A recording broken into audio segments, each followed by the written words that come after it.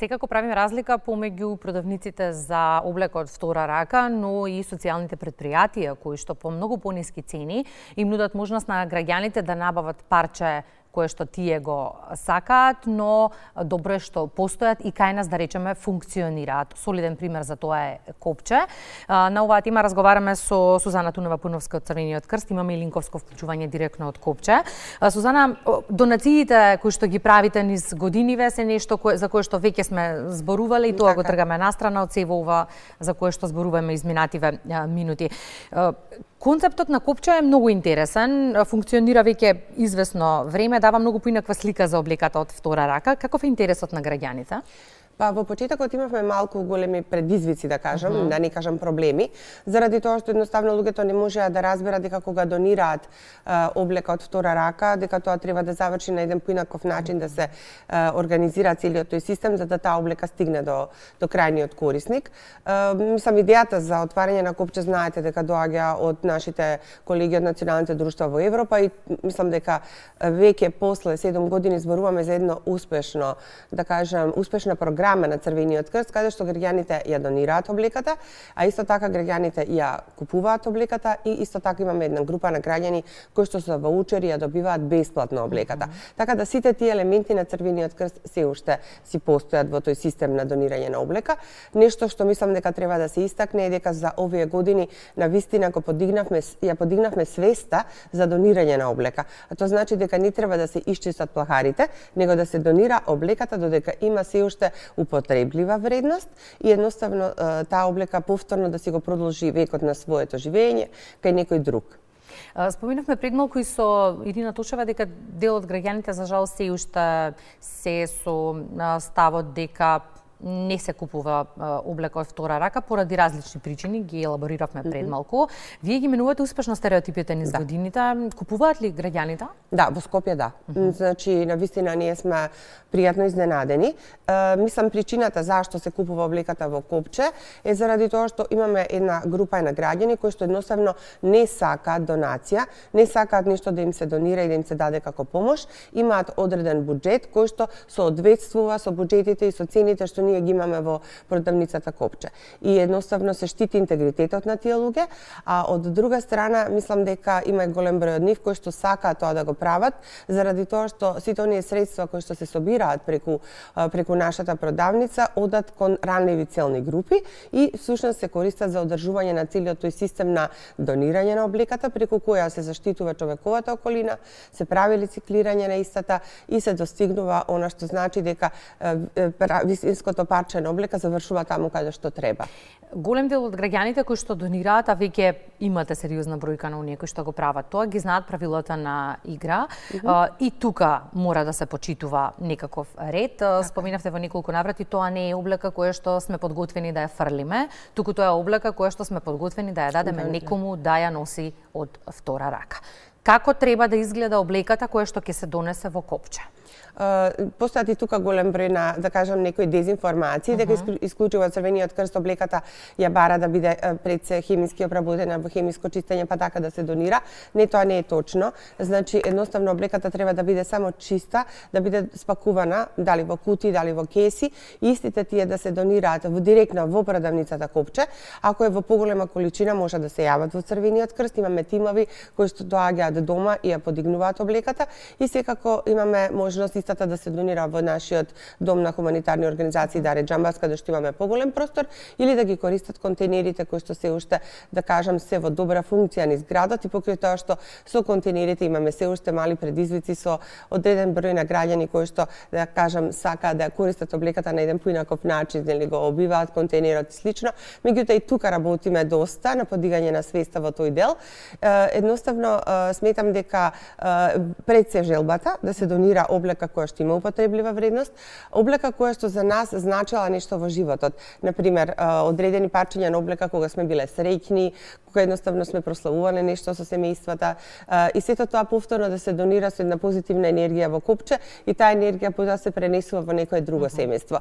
Така да мислам дека нашето претпријатие, да го кажам, социјално претпријатие, така милуваме да го кажеме, и едноставно на некој начин прави оддржливост пред се во оној дел што значи поддржување вклучување на ризични целни групи, на луѓе кои што едноставно можат, сакаат да бидат дел од овој систем, а се она што ние како, да кажем, обем на средства кои што го добиваме, го користиме исклучиво за одржливост на самото предпријатие. Па ајде да поидеме во Копче со слика и тон. Многу Да. ми се допаѓа, неколку пати сме биле професионално таму и многу ми се допаѓа моментот што таму е се под конец. Вистинска стилска продавница направивте од Копче и тука го чувате достоинството на граѓаните, што мене многу ми се допаѓа и кон што се стремиме апсолутно. Па ајде да видиме, Копче веќе отвори, таму ни е Мартин. Мартин, да, забележуваме се ли е под конец, како почна денот во Копче ова утро? Ова утро првите клиенти во Копче сме токму ние, екипата на Македонија наутро, а овде секоја стара облека добива нов живот. Но каков е целиот процес, кој купува и кој донира, утрово ќе поразговараме и со Александра Боева. Александра, добро утро, добре дојдовте во Македонија наутро. Колку граѓаните на Македонија купуваат облека од втора рака? Добро утро, Мартин. Добре дојдовте и вие. Можам да кажам дека веќе 7 година како функционира Копче и дека секоја година се повеќе како да ги успеваме да ги срушиме тие бариери и онаа табу тема дека купувањето од втора рака е нешто кое што се уште во Македонија е табу. Мислам дека навистина успеавме некако да придонесеме кон тоа на граѓаните веќе она купување од втора рака не сметаат дека е нешто кое што е чудно, нетипично, дека е нешто кое што не е добро. И можам да кажам дека секоја година се повеќе и повеќе бележиме раст на купувачи и лица кои што навистина купувањето од втора рака не само што не им представува проблем, туку им е и задоволство. Како што кажавте, Копче постои веќе 7 години, односно од 2018 година. Каква облека донираат граѓаните? Дали се случува да донираат и брендирана облека?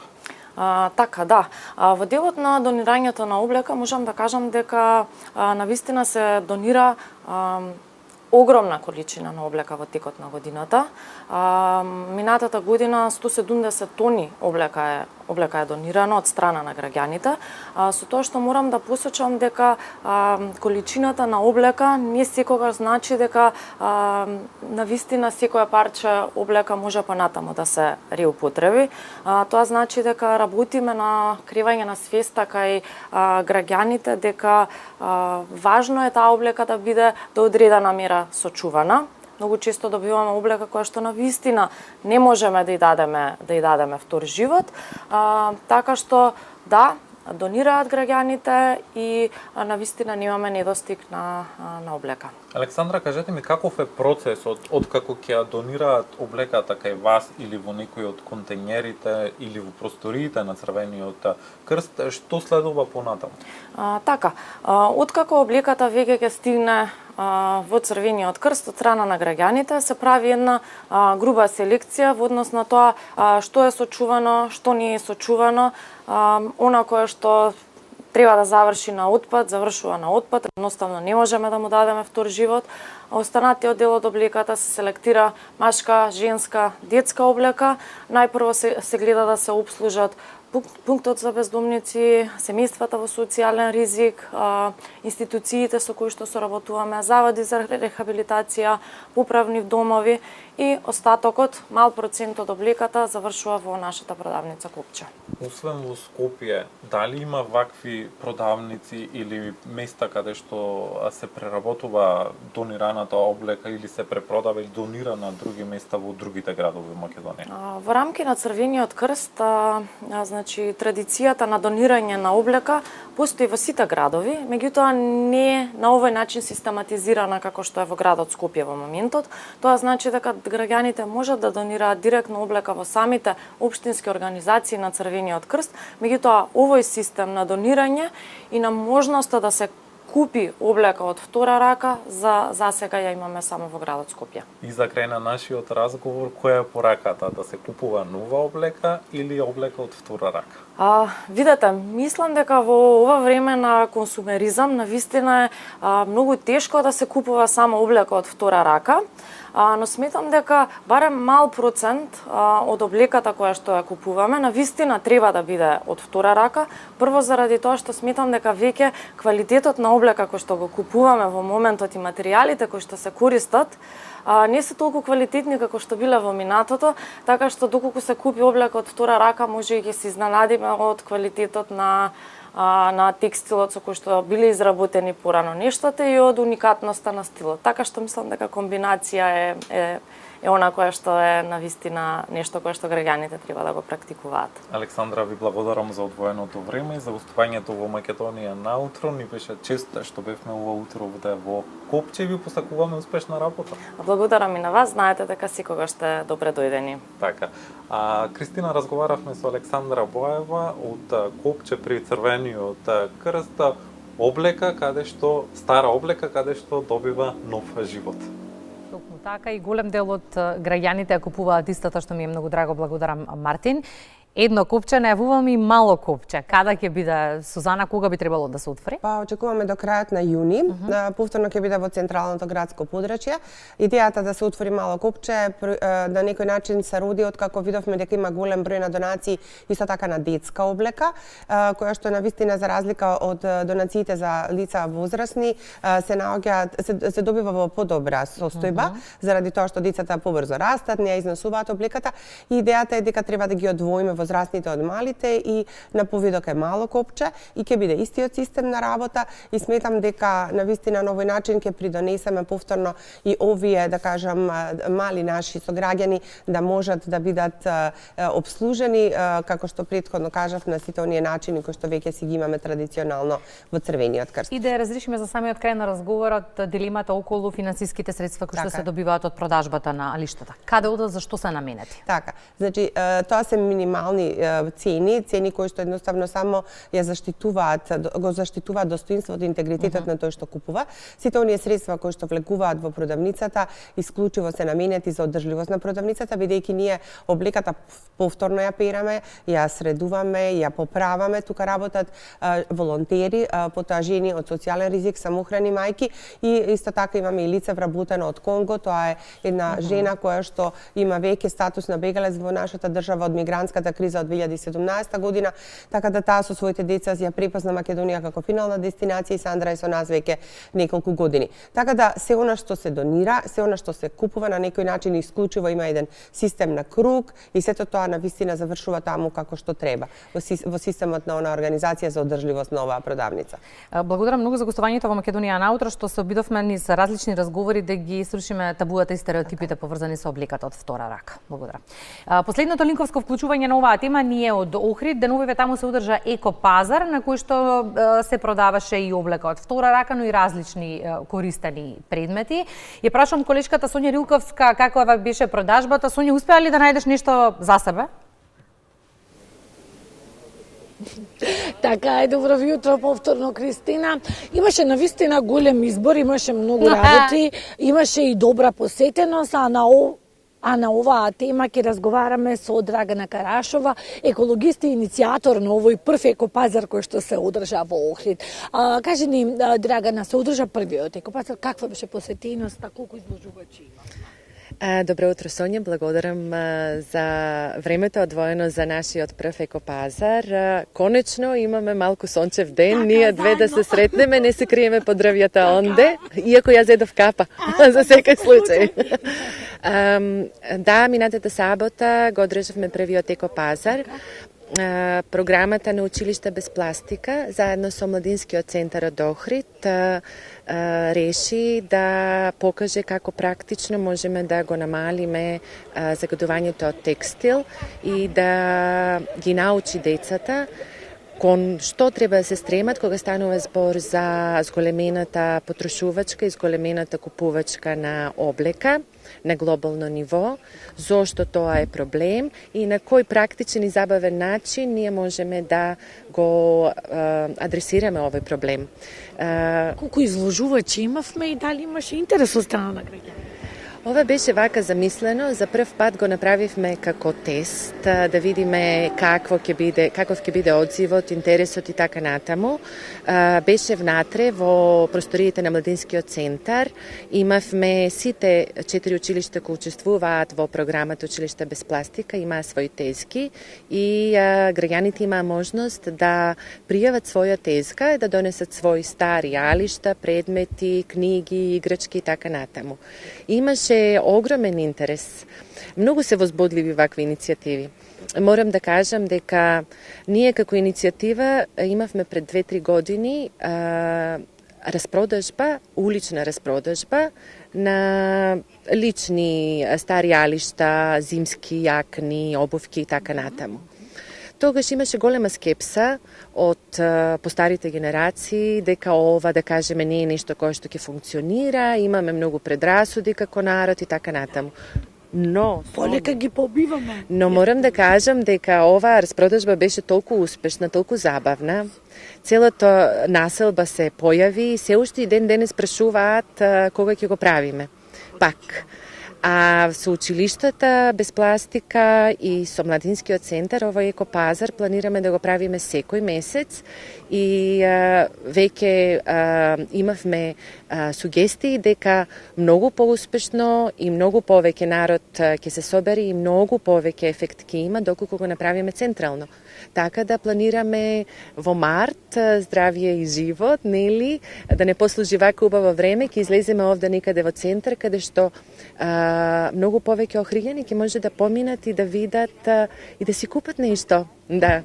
Сакав да ве прашам исто така, колку е важно да користиме облека од втора рака или користени работи, имаше играчки, имаше работи кои што може да се користат, значи не се за во отпад. Не, дефинитивно многу нешта не се за во отпад кои што ние ги фрламе.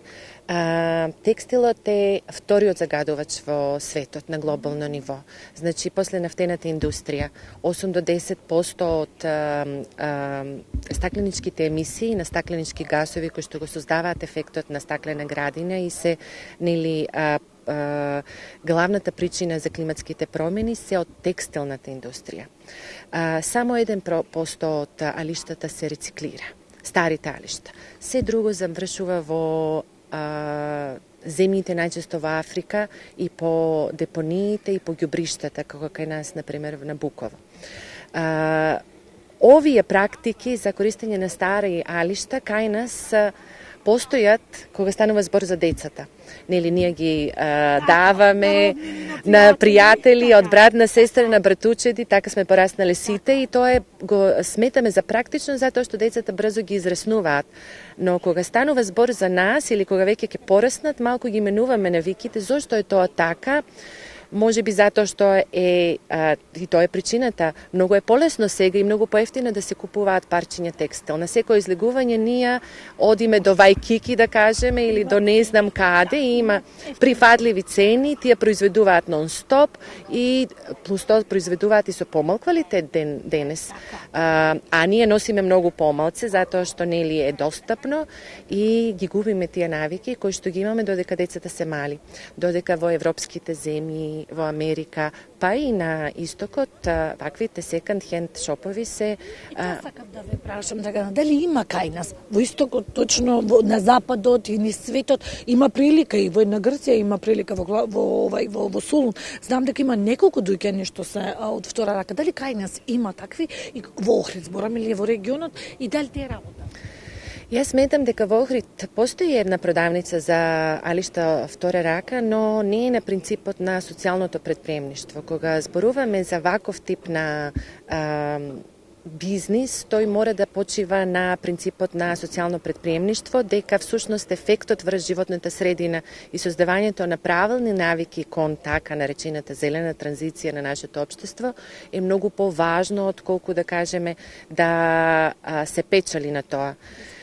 Ние се надеваме дека во иднина ќе имаме можност да направиме еден таков центар или продавница или бутик, каде што ќе може да се волонтира во работењето, кој што ќе се одржува на база на буквално онака, да кажеме, нели волонтерство и каде што луѓето кои што, видите, ние имаме многу лоша навика, зошто сметам дека е важно да научиме да ги изнесуваме алиштата некаде, да имаме простор каде ќе ги изнесуваме старите предмети алишта, наместо оно што сега го правиме.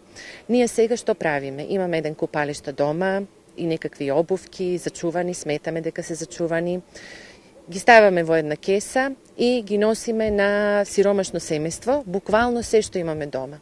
При тоа не земајќи предвид што нив им треба. Да, така. Ова ќе биде според потребите. Точно, и многу кога и овде не станува збор дека ние ќе правиме некакви пари од целото тоа. Овде станува збор да се понудат за да се реупотребат. Инаку морам да споменем, извини Сонја, дека средствата кои што се собраа од оваа иницијатива од првиот екопазар беа донирани на Емилија, мајка, самохрана мајка со 2 дечиња која што имаше потреба од тоа, и сите други иницијативи на екопазарот ќе бидат со хумана страна. Многу ти благодарам, Драгана, посакувам да имаме успешни екопазари и ете тој хуман аспект да преовладува, бидејќи не само што ќе се купува нешто кое што е користено, туку ќе има и една хумана страна.